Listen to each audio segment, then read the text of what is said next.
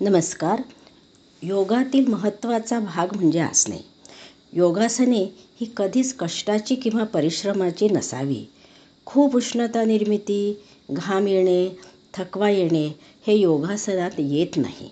तसे झाल्यास तुम्ही आसन करीत नसून कसरत करीत आहात असे समजावे. उलट योगासनातून उत्साह मिळतो. योगासनात हालचाल नगण्य असते आणि असते ती सावकाश असते. आसन स्थितीच अधिक काळ ठेवली जाते. हे आसन या अंगाचे वैशिष्ट्य आहे. आसन स्थिती घेतल्यानंतर तुम्ही त्यात जास्तीत जास्त शैथिल्य आणलं पाहिजे. एक प्रकारची आंतरिक अनुभूती घेतच ते केले पाहिजे. म्हणून महर्षी पतंजलींनी योगसूत्रात एक सूत्र दिलं आहे, स्थिर सुखम आसनम.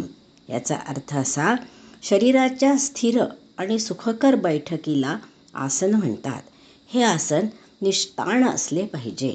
आसनात शारीरिक बैठकीचे जे स्थैर्य असते त्यासाठी शब्द आहे स्थिर, आणि मनाला जाणवणारी सुखाची अनुभूती त्याच्यासाठी शब्द आहे सुख.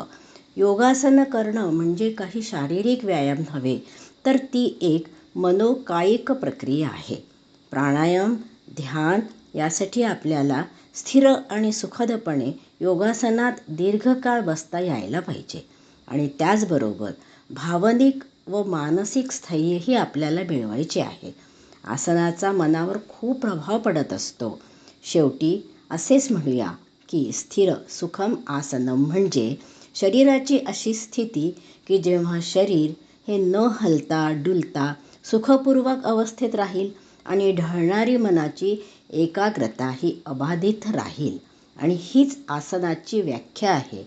अष्टांग योगातील आसन हे एक महत्त्वाचे अंग आहे.